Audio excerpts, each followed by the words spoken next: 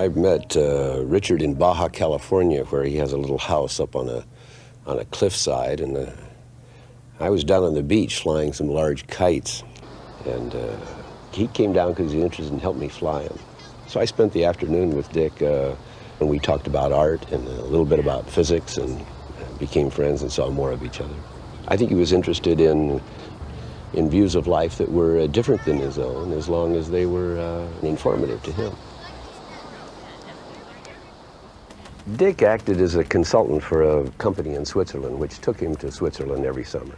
I had business in Europe, and he said, would you like to go over to CERN, which is the European particle accelerator, where so much particle physics is done, and where Dick used to work a number of years before.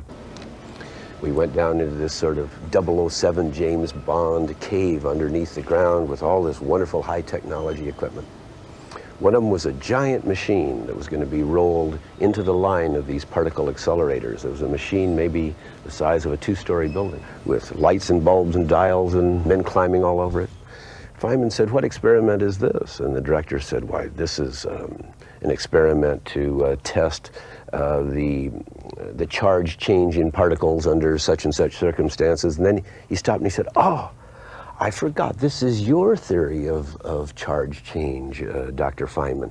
This is an experiment to demonstrate, if we can, your theory of 15 years ago called such and such.